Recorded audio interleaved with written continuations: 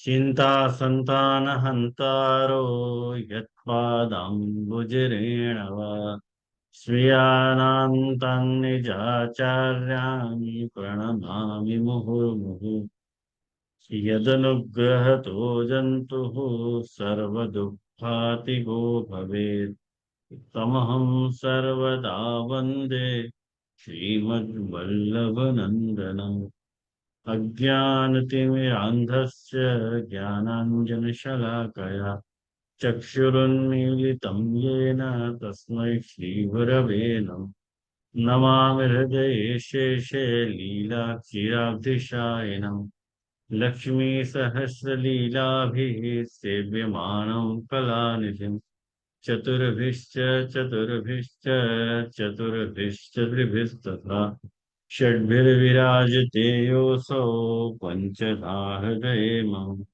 आचार्यवाच परमामि भाष्य निबंध सुबोधिनी स्थायितराष्ट्रयास्ता मस्वान्तागत्य कृपाप्लुतास्ता मदीय वाचा अमृतोऽनुकलं कुरु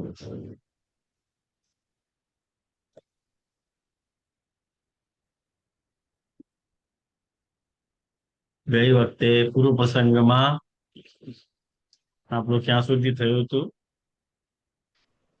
પેજ નંબર 593 ઉપર.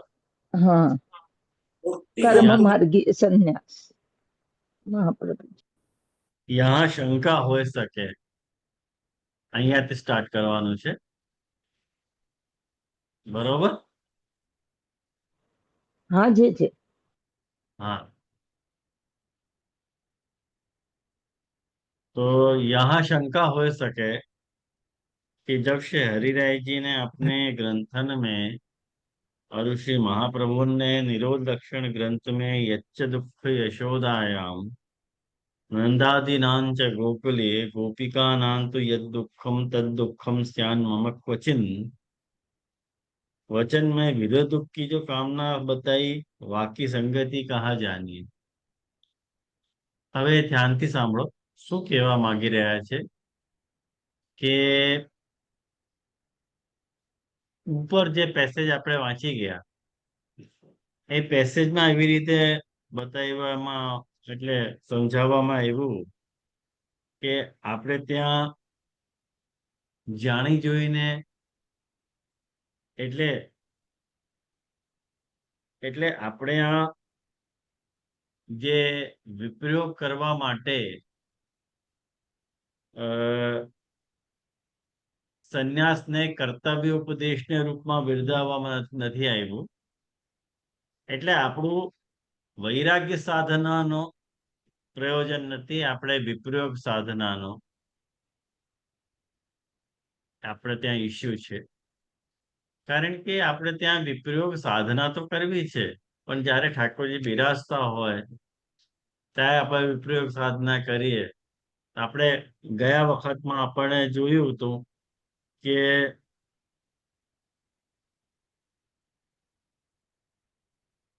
મહાપ્રભુજીએ ચતુર્થાશ્રમને નિર્વાહ કરવા માટે સંન્યાસ લીધો હતો, કોઈ વિપ્રયોગની સાધના કરવા માટે નહીં. એ વાત આવી હતી આપણા નિરૂપણમાં. તો મહાપ્રભુજી તો નિરુલક્ષણ ગ્રંથમાં પોતે જ આજ્ઞા કરે છે કે જેવો દુઃખ યશોદાજીને અને નંદરાયજીને ગોકુલમાં થયું હતું અને ગોપિકાઓને થયું હતું એવું દુઃખ મને ક્યારે થશે. એમાં વિરહ દુઃખની કામના કરવાનો ઉપદેશ મહાપ્રભુજી આપી રહ્યા છે. તો આની સંગતિ કેવી રીતે બેસી શકે? કારણ કે જે આપણે વિરહ દુઃખની કામના કરીએ તો સેવા કેન્સલ થઈ જાય, અને આપણે સેવા કરીએ તો વિરહ દુઃખની કામના કેન્સલ થઈ જાય.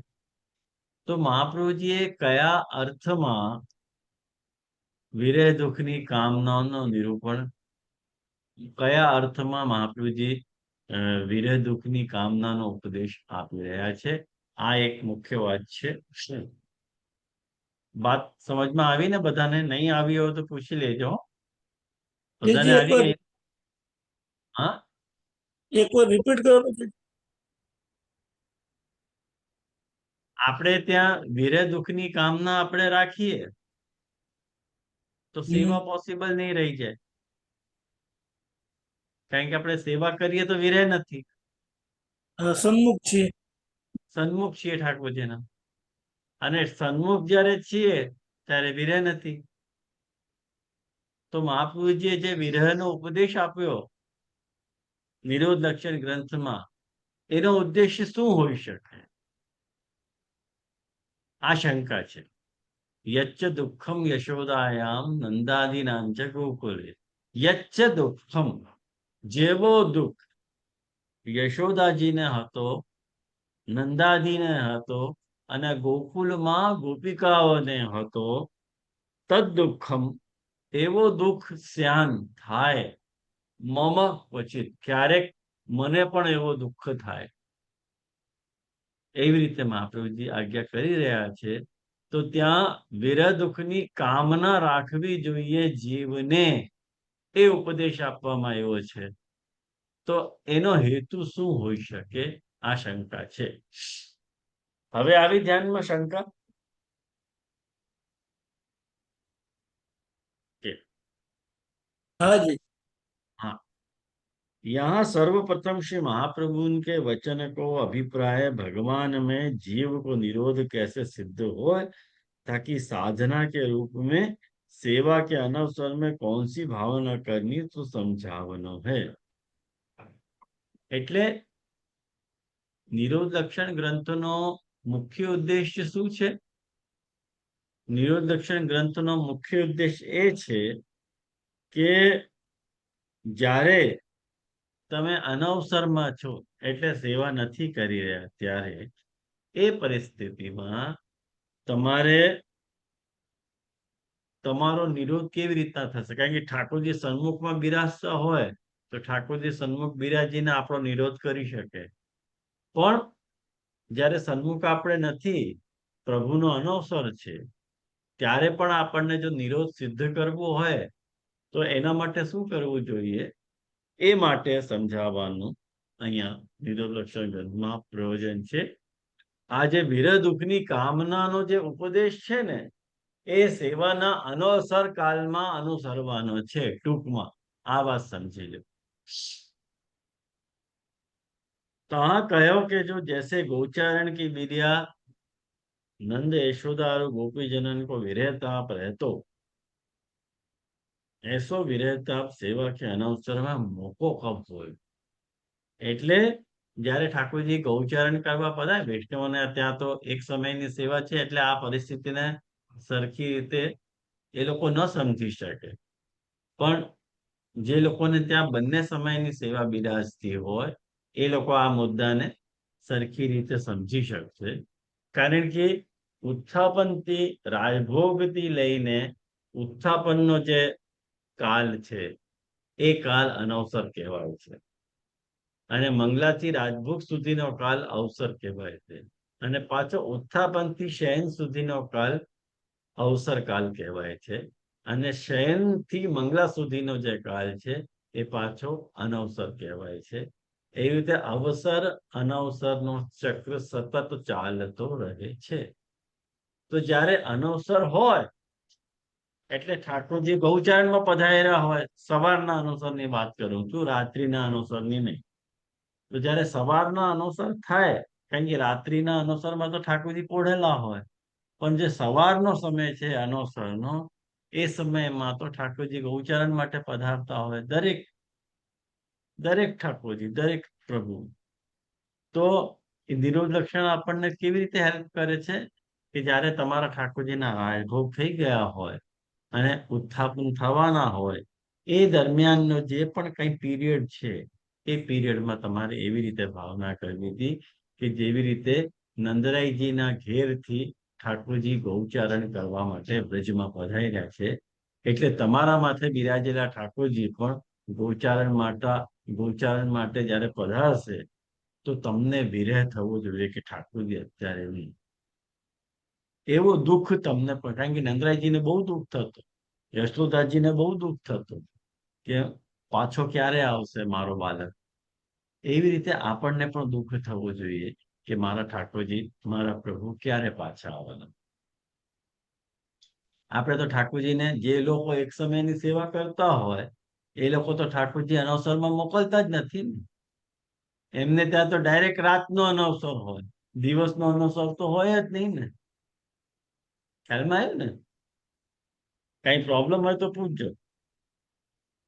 તો એવો વિરહ તાપ જે છે, સેવાના અનવસરમાં થનારો જે વિરહ તાપ છે, એ મને ક્યારે થશે? એ મતલબ કાયમ વિપ્રયોગની વાત નથી, ખાલી અનવસર કાળમાં જે થતો વિપ્રયોગ છે, એ વિપ્રયોગની અનુભૂતિ મને કેવી રીતના થશે, ક્યારે થશે? કારણ કે નંદરાયજીના અને ગોપીજનોને એવી અનુભૂતિ થતી હતી.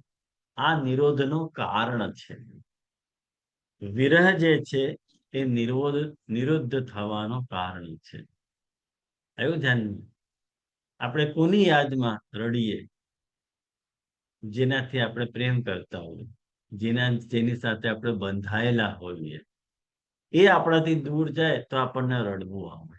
એવી રીતે તમે ઠાકોરજીથી દૂર જાઓ એટલે સેવા નથી કરતા ત્યારે તમે ઠાકોરજીથી દૂર છો, બરોબર? તો એનો રડવું તમારે આવવું જોઈએ. અને એવો રડવાનો જે પ્રકાર છે, જીયદાસ સૂરીને થયો હતો, યાદ હોય તમને તો, કે મંગલાથી રાજભોગ સુધીની સેવાનો ક્રમ પહોંચ્યો અને એના પછી તરત જ એ જીવદાસ સુધીની દેહ છૂટી ગઈ, કારણ કે એ વિપ્રયોગે સહન કરી શક્યા નહીં. હાલમાં ને એ બધું પ્રકાર છે. તો ऐसो मनोरथ जगाए को उपदेश આ શ્લોક મેં. તો આ શ્લોકમાં મહાપ્રભુજી શું કહેવા માંગે છે? યચ્ચ દુઃખ યશોદાયા આ શ્લોકમાં, કે તમારામાં એવો મનોરથ જાગવો જોઈએ. જો તમારામાં એવો મનોરથ નથી જાગતો તો તમારી ભક્તિમાં કોઈ પ્રકારની કચાશ છે. આપણે તો એવું વિચારીએ કે હાસ આજની સેવા પતી ગઈ, હવે તો કાલે જ ભેગું થવાનું છે, એવું આપણે વિચારતા હોઈએ કે હાસ આજનો ક્રમ તો પૈતો, કોઈ આપણે કાલે જોશું. હવે જો આપણે આવું રીતનું વિચારીએ તો પછી આપણો નિરોધ થયો નથી. આપણે અત્યાર સુધી અનિરુદ્ધ છીએ, એટલે બંધાયેલા નથી. ખ્યાલમાં આવ્યું ને?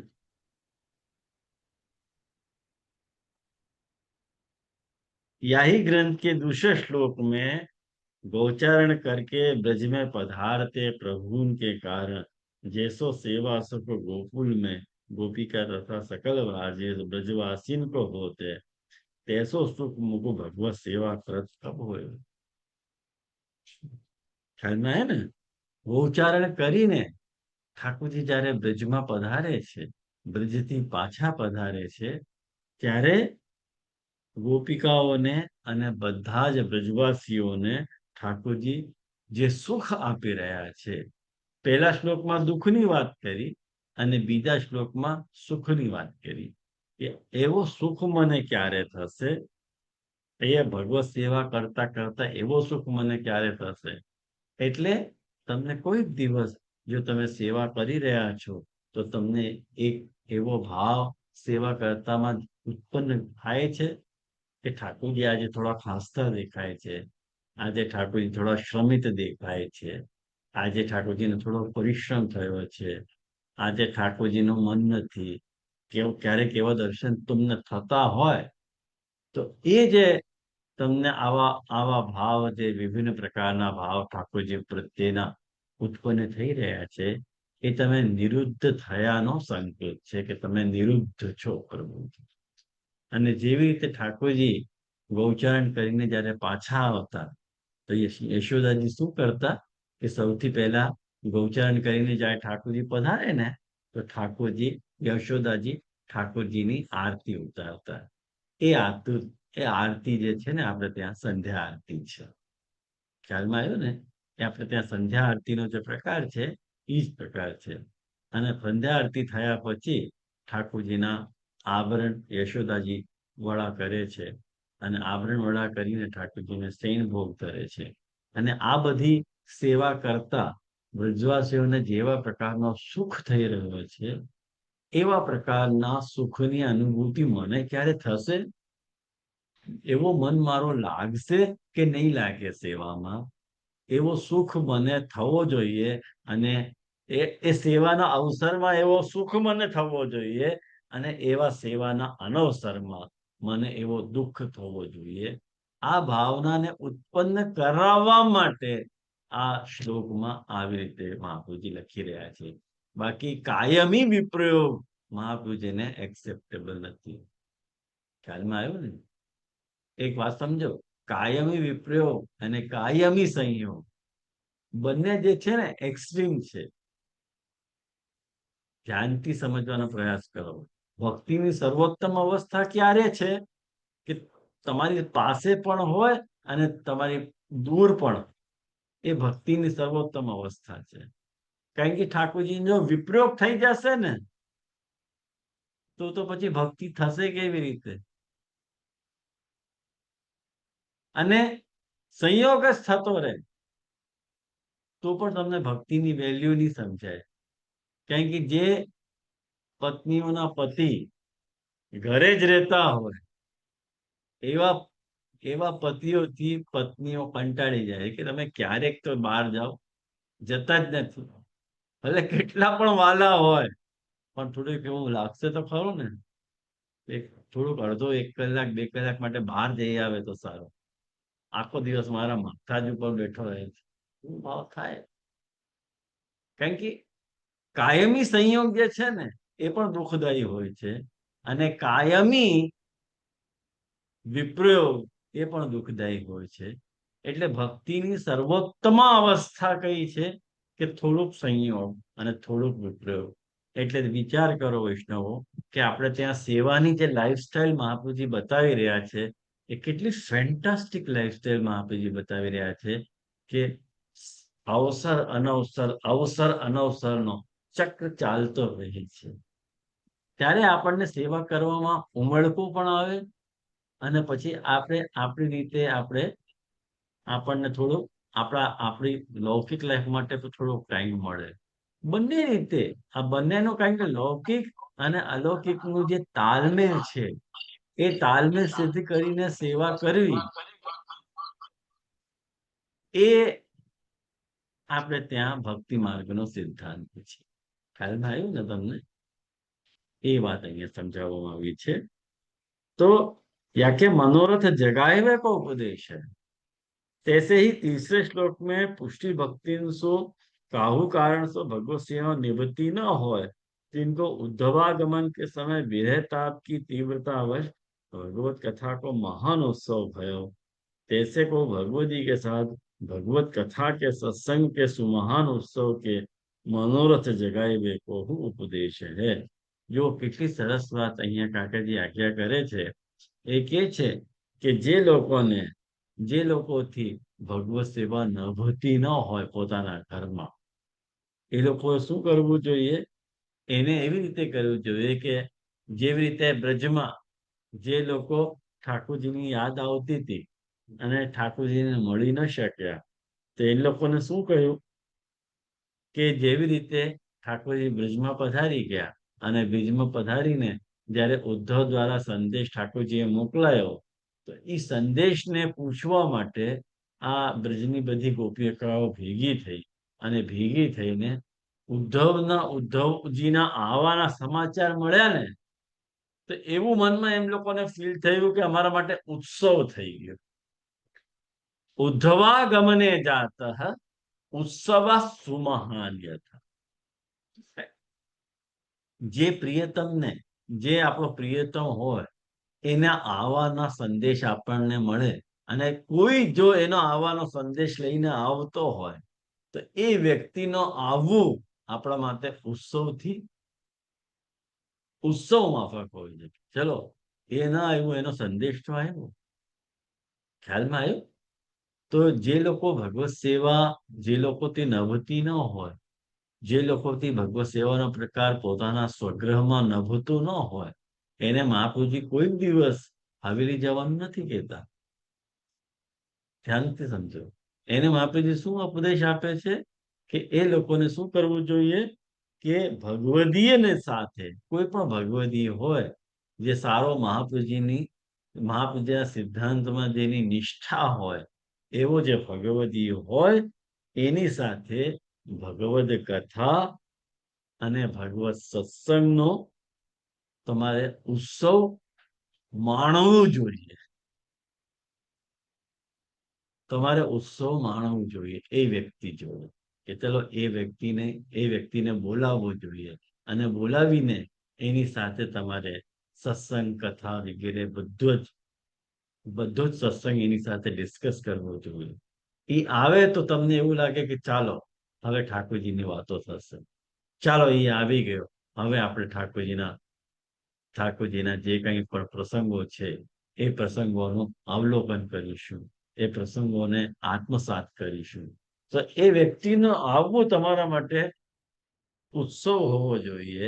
જેવી રીતે ઠાકોરજીએ ઉદ્ધવજીને વ્રજમાં મોકલા અને ગોપિકાઓને ઉત્સવ લાગ્યો કે નહીં, ઠાકોરજી ભલે ન પધાર્યા પણ એમને એટલી ખાતરી થઈ ગઈ કે ઠાકોરજીને અમને અત્યાર સુધી યાદ તો કરે છે. અને એનો ઉત્સવ એ લોકોએ સેલિબ્રેટ કર્યો. ખ્યાલમાં આવ્યું ને તમને? तो इन 3 श्लोकन में मम में मनसी यो उत्तम पुरुष को वचन को प्रयोग श्री महाप्रभु जी ने कियो है. सो जैसे कृष्णाश्रय में विवेक धैर्य भक्त्यादि रहित विशेषतः पापासीक्तस्य दीनस्य कृष्ण एव गति मम प्रयोग कियो है. सो स्वाभाविक है, न होय निज जना अभिप्रायक है जैसे समझना. काहे ते देखो एक बात समझो कि कृष्णाश्रयમાં મહાપ્રભુજીએ આ ઉપદેશ આપ્યો છે કે હું વિવેક ધૈર્ય અને ભક્તિ આદિથી રહિત છું અને વિશેષમાં પાપમાં મારી આસક્તિ છે, એટલે હે શ્રી કૃષ્ણ તમે મારી ગતિ બનો. આ જે પ્રયોગ છે એ ઠાકોરજી પોતાના માટે, મહાપ્રભુજી પોતાના માટે નથી કહેતા. કોના માટે કહી રહ્યા છે? નિજ જન અભિપ્રાયક છે, સ્વાભિપ્રાયક નથી. ખ્યાલમાં આવ્યો ને? સ્વાભિપ્રાયક નથી. મહાપ્રભુજીને થોડી કેવું છે, મહાપ્રભુજીના માથે ઠાકોરજી સદૈવ બિરાજે છે. ખ્યાલ આવ્યો ને? તો કેમ આવું સમજવાનું? તો કે છે कि पुष्टि मार्गीय जीवन को शरणागति करत बिरिया अपनी निस्साधारणता की भावना करनी चाहिए ताकि उपदेशार्थ. એટલે અહીંયા કાકાજી સમજાવવા માંગે છે કે પુષ્ટિ માર્ગીય જીવોને શરણાગતિ કરતી વખતે પોતાની નિસ્સાધનતાની ભાવના કરવી જોઈએ. કેવી ભાવના? કે મારાથી કાંઈ સાધન નથી બનતું, મારાથી સેવા પોસિબલ નથી, હું કંઈક સાધન આપનો કરી નથી શકતો, સેવાનો જુગાડ નથી કરી શકતો, મારા માટે તો આપ એક ગતિ છો, આવી રીતની ભાવના કરવી જોઈએ, જે મહાપ્રભુજી કૃષ્ણાક્ષર ગ્રંથમાં સમજાવી છે.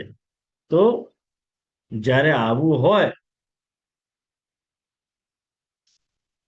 तैसे ही सेवा कथा उभय परायण अथवा केवल कथा परायण पुष्टि भक्तन को कैसी भावना करवेते उनकी भक्ति निरोध दशा को प्राप्त होते ताके उपदेशार्थ है. એટલે એવી રીતે તમે કરો તો જે સેવા કથા ઉભય પરાયણ છે અથવા કેવલ કથા પરાયણ પુષ્ટિ ભક્તો હોય તો એવી ભાવના કરવાથી એમની ભક્તિ નિરોધ દશાને પ્રાપ્ત થઈ જાય છે. એ વાત મહાપ્રભુ અહીંયા સમજાવવા માંગે છે.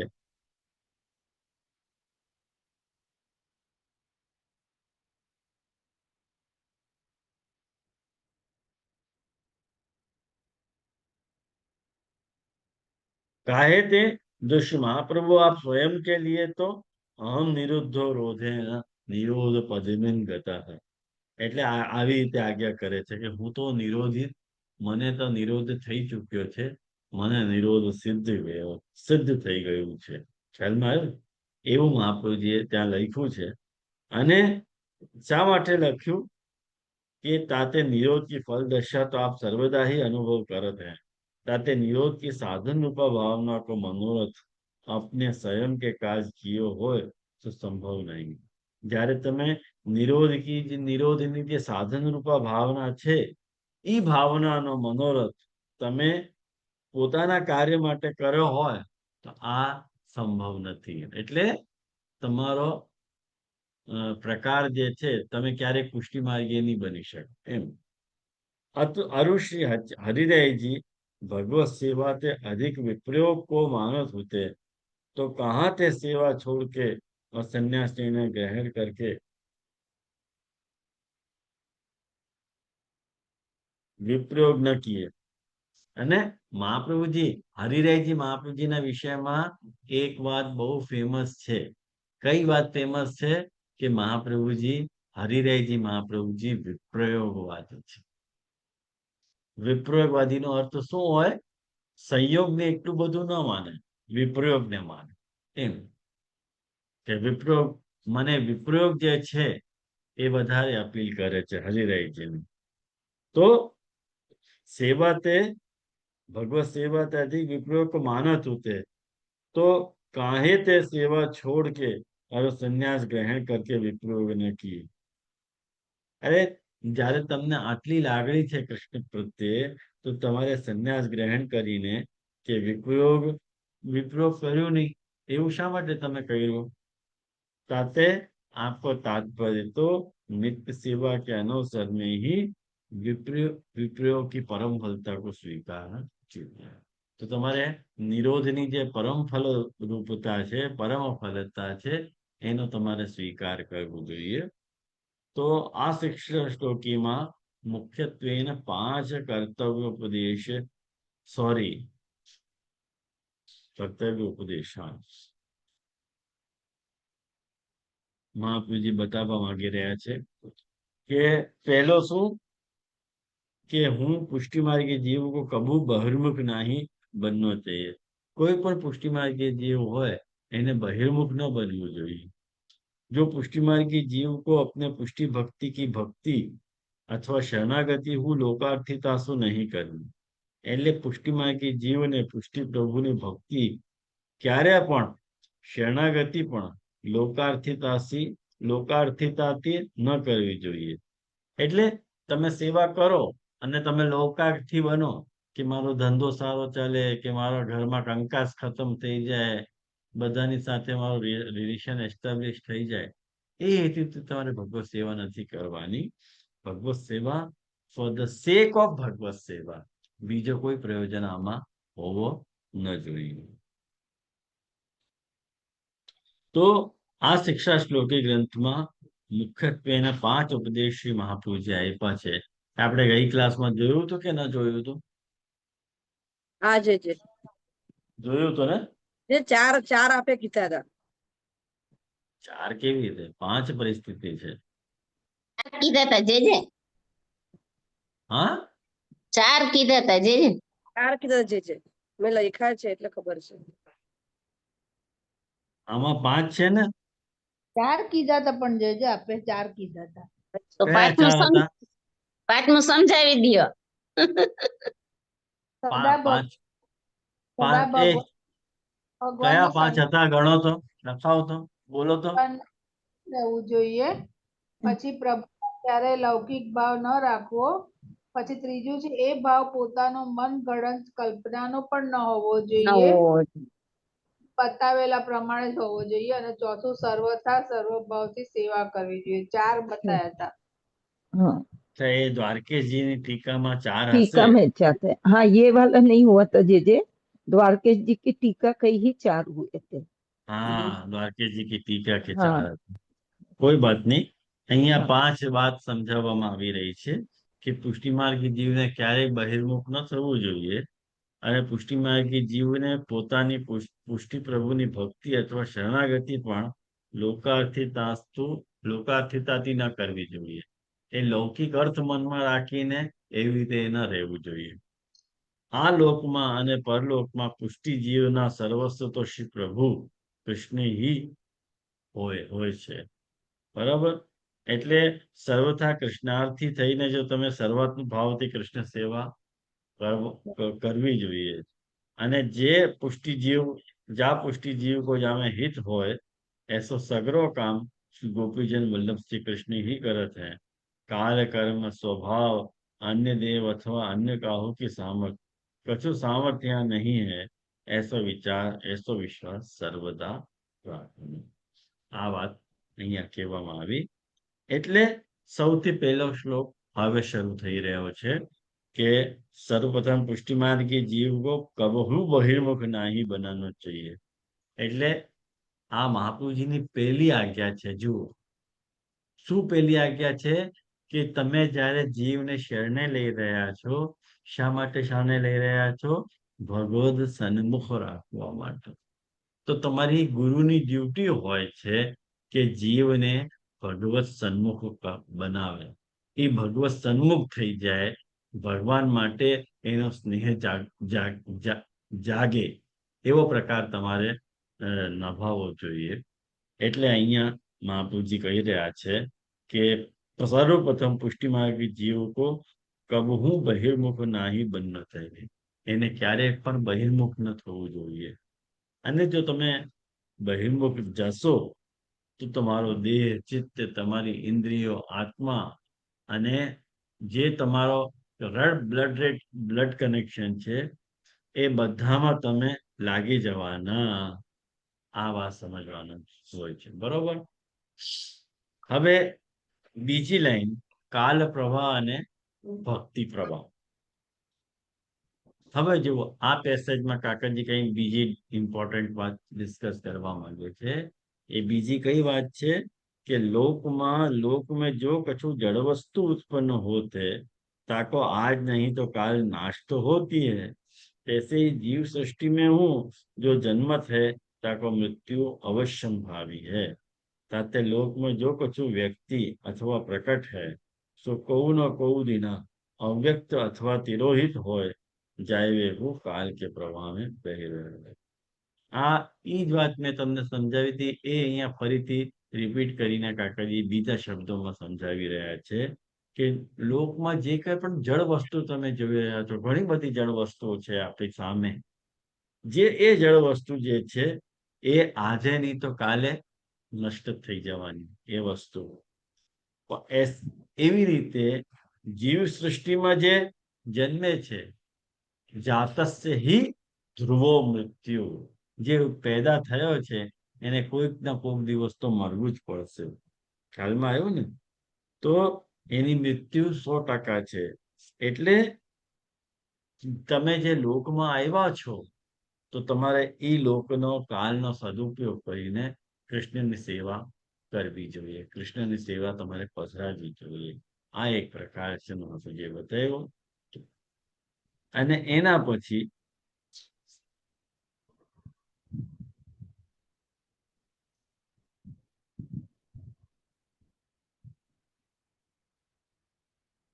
बीजी एक इंपॉर्टेंट बात बतावी रहा है कि जैसे सूरज की धूप अथवा प्रभा मंडल सूरज के चारों ओर व्यापी रहत है, तैसे पुष्प की सुगंध उपवन में और चारों ओर रहत है, तैसे पूर्ण पुरुषोत्तम दिव्य नराकृति कृष्ण के चारों ओर पूर्ण पुरुषोत्तम की धर्मी रूप अपरिच्छिन्न सत्ता चेतना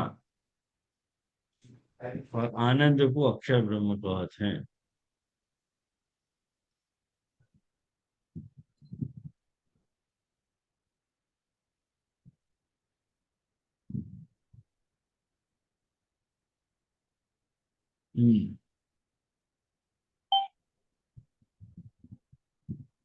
શું થયું? જે નીલાબેન તમારા ત્યાં અવાજ આવી રહી છે કઈ? હા આજે જે મારું મ્યુટ ખુલ્લું, સોરી. હા, ओके म्यूट कर दो. जैसे सूरज की धूप अथवा प्रभा मंडल सूरज के चारों ओर रहत है, जैसे पुष्प की सुगंध उपवन में नहीं. हाँ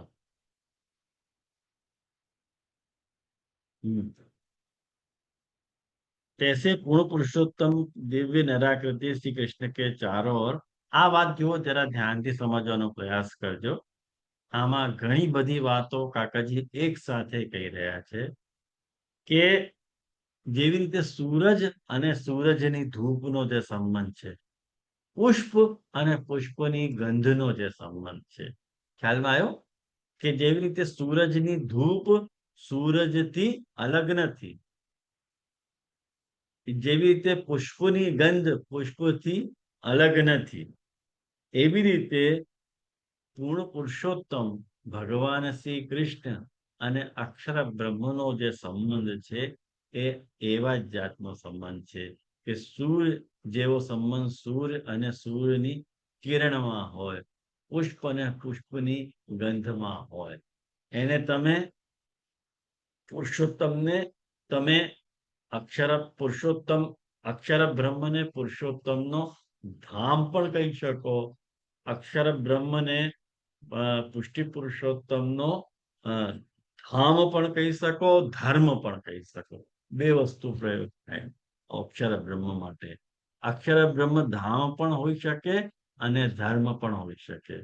કારણ કે એક વાત સમજો,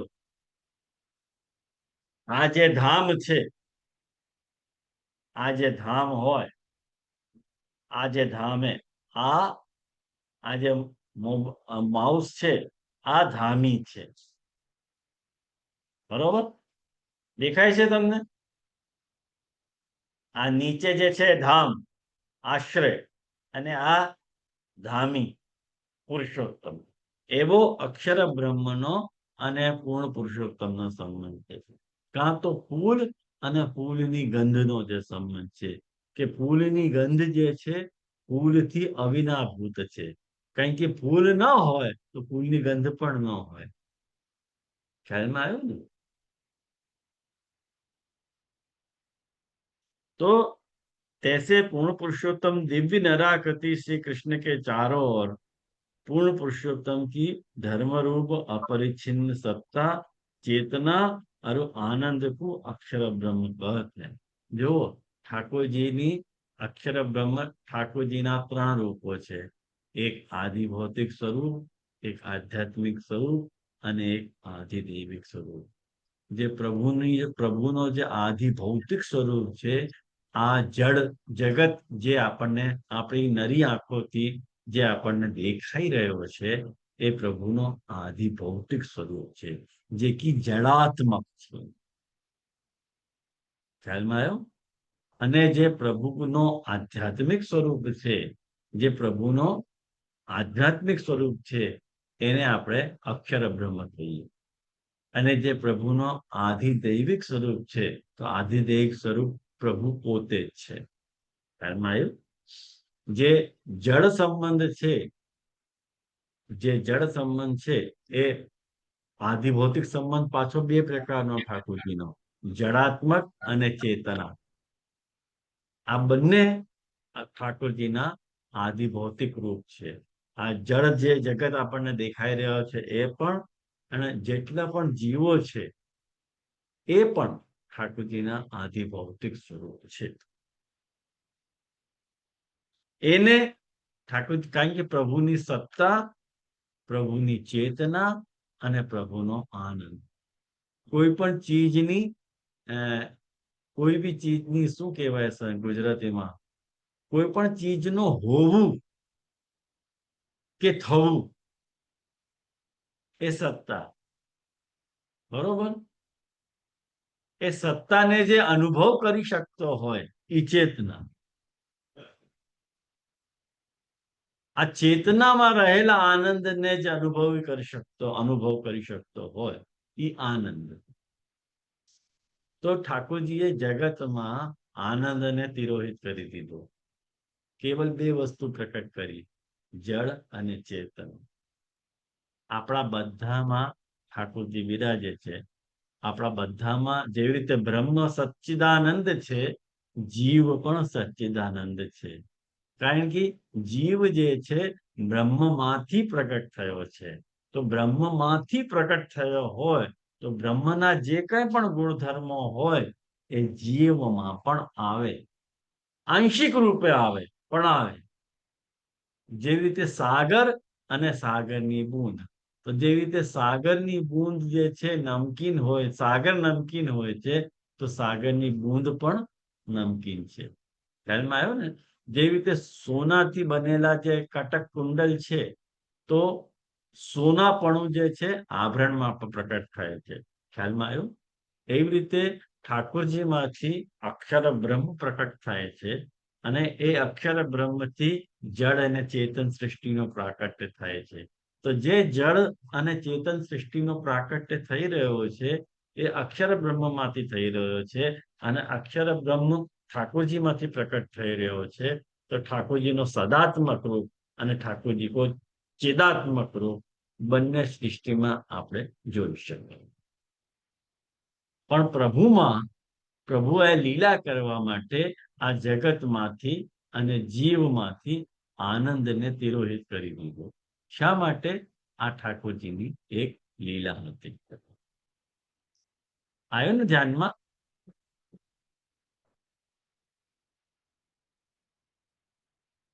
ताते अक्षर ब्रह्म याही जगत को उपादान कारण कहो जात है.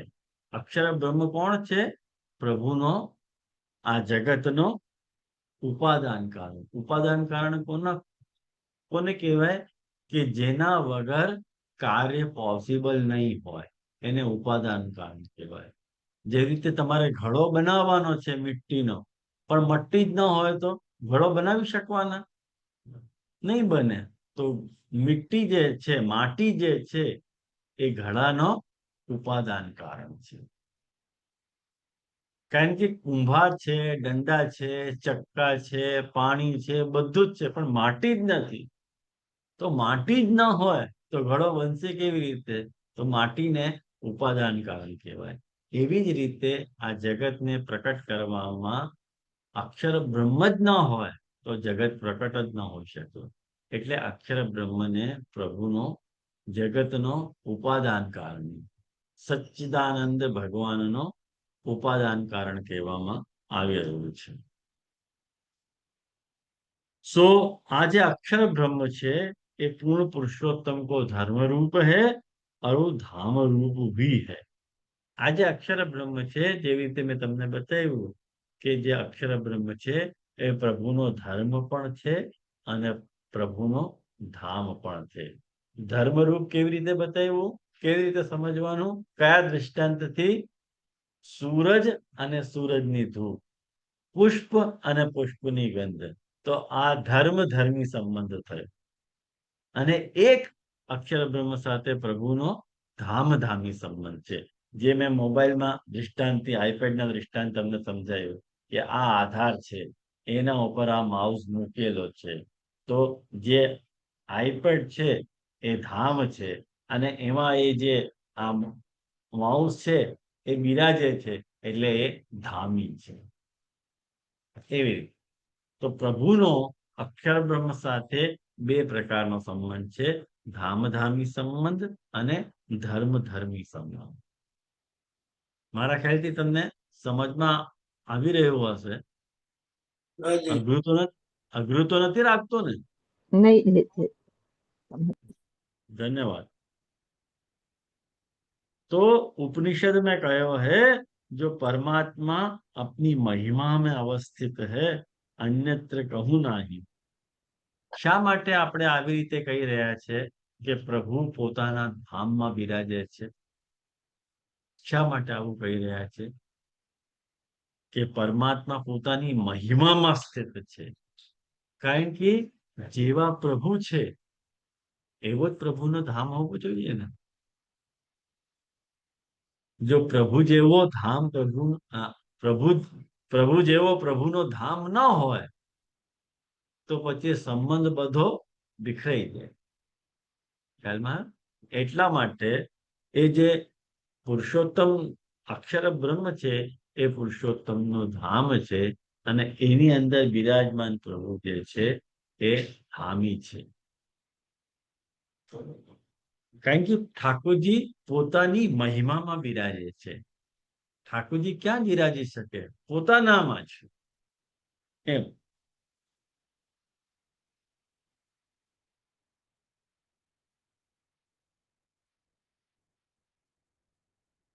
सो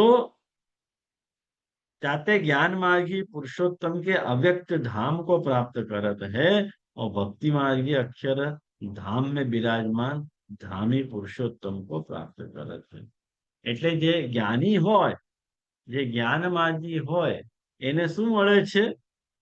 એ જે અવ્યક્ત પુરુષોત્તમનો જે અવ્યક્ત ધામ છે એની સાથે જ્ઞાનીનો સંબંધ સ્થાપિત થાય છે।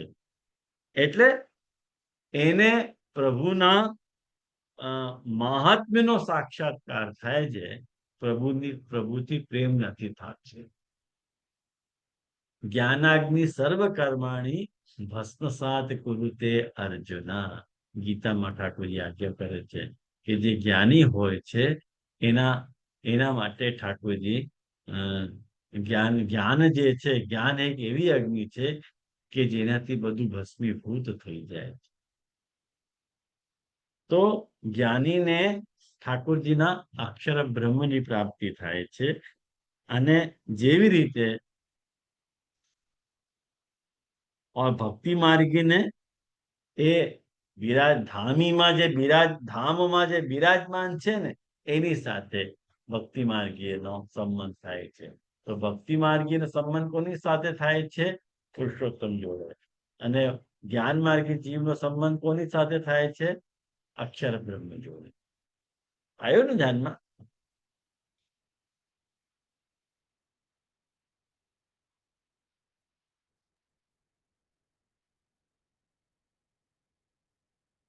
तहाँ यह जानना कि ज्ञानी को पुरुषोत्तम के केवल महात्मा को साक्षात्कार होते है। जैसे कस्तूरी मग को कस्तूरी की सुगंध तो मिलत है पर कस्तूरी मिली सकत नहीं। હવે જુઓ જ્ઞાન માર્ગી કેવી રીતે આગળ વધે છે? શા માટે જ્ઞાનીને કેવળ ઠાકોરજીના મહાત્માનો સાક્ષાત્કાર થાય છે? એની રીતે બહુ સુંદર દાખલો હરિરાયજી આપી રહ્યા છે, કાકાજી આપી રહ્યા છે કે જેવી રીતે કસ્તુરી મૃગને કસ્તુરીની સુગંધ તો મળે છે કારણ કે એની નાભીમાંથી જ આવતી હોય છે। કસ્તુરી ખ્યાલમાં આવે ને? તો તમને ખ્યાલ છે કે નહીં? જે કસ્તુરી મૃગ હોય એના નાભીમાં જ કસ્તુરી હોય તો એને સુગંધ આવ્યા રાખે, પણ એને કસ્તુરી મળતી નથી। શા માટે નથી મળતી? કે કસ્તુરી મૃગ અને કસ્તુરીના વચમાં આત્યંતિક અભેદ હોવાથી જે કસ્તુરી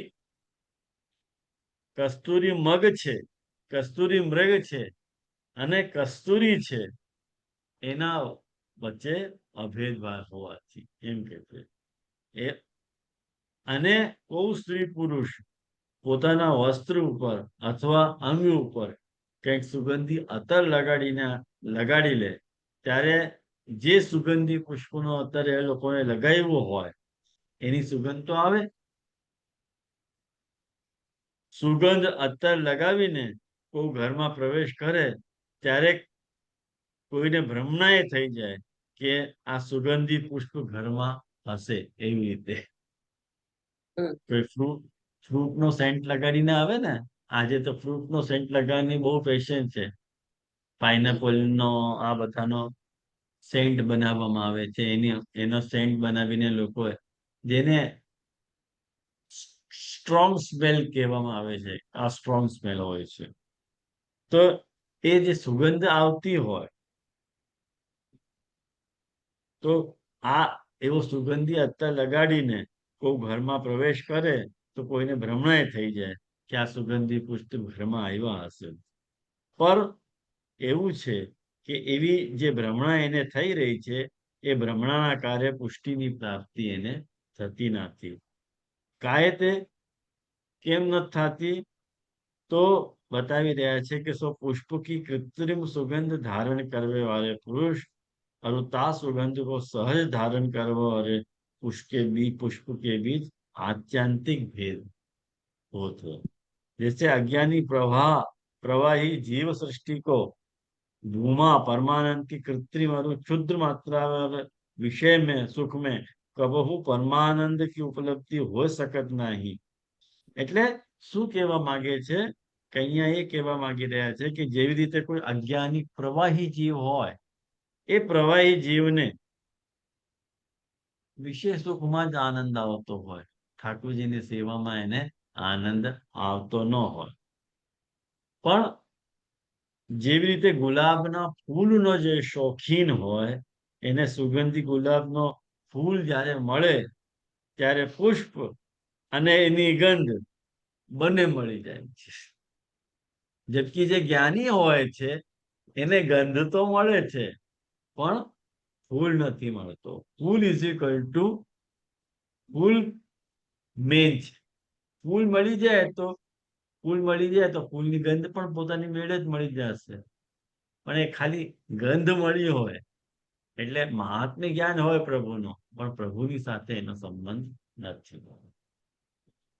એવી રીતે भक्त को महात्म्य ज्ञान तथा सुदृढ़ सर्वतोधिक स्नेह के बल सो अक्षरधाम अथवा धामी पुरुषोत्तम उभयता की प्राप्त वे जाते. એટલે જે ભક્તને ઠાકોરજી પ્રત્યેનો મહાત્મ્ય જ્ઞાન છે અને સુદૃઢ સર્વતોધિક સ્નેહ પણ છે, તો એ બલથી એને અક્ષરધામ અને ધામી પુરુષોત્તમ ઉભયની પ્રાપ્તિ થઈ જાય છે. અને तहाँ महात्म ज्ञान के बल से जब अभेद स्फूर्तो होय तो सुदृढ़ स्नेह के बल से भेद हु स्फुरत है. तो એ ભક્તિના કારણે એને ભેદ પણ અનુભવ થશે કે આ ઠાકોરજીને આ હું. જ્ઞાની શું કરે છે કે હું ઈ જ છું. ભક્ત આવી રીતે નથી કરતો. ભક્ત શું કરે છે કે આ પ્રભુ અને આ હું, પોતાની જે એન્ટિટી છે એ સેપરેટ કરે છે. ખ્યાલમાં આવ્યું ને? તો તાસો ભક્ત તો મને લાગે છે આજે આપણે અહીંયા રાખીએ. એટલે આ મારા સ્વામી નું એનો દાસ એવી રીતે ભક્તને ભેદ ખબર પડે હે ને? હે આ મારા સ્વામી અને હું એનો દાસ એવો ભક્તને ભેદ ખબર પડે છે એવું હા, કહેવાય ને? એવો ભેદ ખબર પડે છે. કારણ કે એને મહાત્મ્ય જ્ઞાન સાથે ઠાકોરજીનો સ્નેહનો પણ સંબંધ છે ને, એટલે એને આવું સ્ફુરિત થયા કરે. પણ જે જ્ઞાની છે એને સ્નેહનો તો કામ જ નથી. એને મહાત્મ્ય જ્ઞાન થઈ ગયો તો એ અક્ષરધામ જોડે એનો સંબંધ સ્થાપિત કરીને ત્યાં એની પૂર્ણાહુતિ થઈ જાય છે. એવી રીતે છે. તો મને લાગે છે આજે આપણે અહીંયા રાખીએ. આવતી ક્લાસમાં અહીંયાથી આગળ ચલશું. કોઈ બીજું પૂછવું હોય તો પૂછી લ્યો.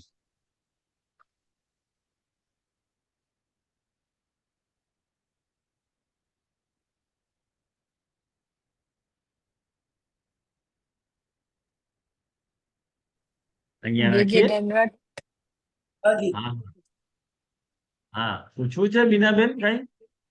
ના, જે તમે આ સ્ક્રીન રાખી છે ને, હવે આપનો મુખારબિંદ વ્યવસ્થિત નથી દેખાતું ને, મારો મજા મુખારબિંદ નથી દેખાય છે ને? આવતી. બહુ જ નાનું बहुत દેખાય છે. स्मॉल हो गया जे હા, એટલે ઓરિજિનલ હતું ને એમાં આપની ઝાંખી સરસ થતી હતી.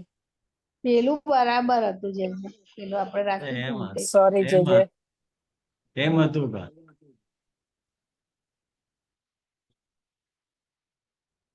હવે હા, हाँ जे જે હા, બરાબર. આ મોઈન ક્લાસ ફરવાનો આનંદ આવ્યો અમને. હા, જે બરોબર. હા, અચ્છા એવું છે, વાંધો નહીં. હા. ભલે. ફેસ ટુ ફેસ આપ સમજાવતા હોય ને એવું લાગતું હતું. આમાં એવું લાગતું હતું કે પેલો વિડીયો જોઈએ છે એવું. ના પેલું બહુ દૂરથી જાણે જો બોલતા હોય ને એવું લાગે. આ નજીકમાં જાણે સામે જ છો ને ભલે આપશે ભલે. એવું લાગે. હા સોરી જે હા હા. તો આશીનો પદ કરીએ આપણે, અહીંયા રાખીએ.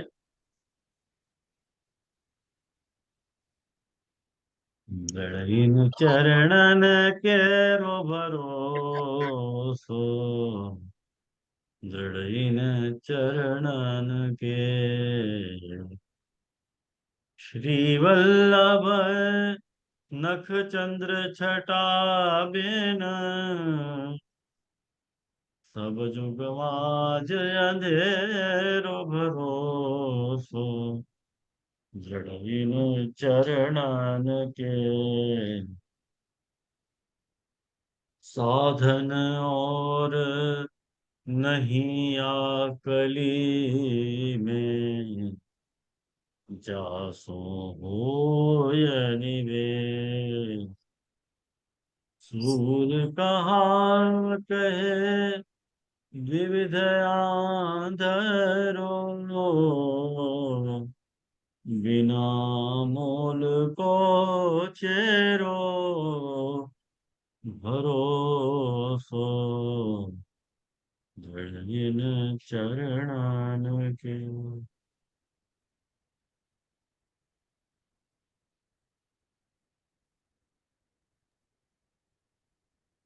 જેજે દંડવત પ્રણામ. दंडवत प्रणाम जे जे। हाँ પ્રણામ પ્રણામ. પ્રણામ જી. હવે આપણે કરી લે.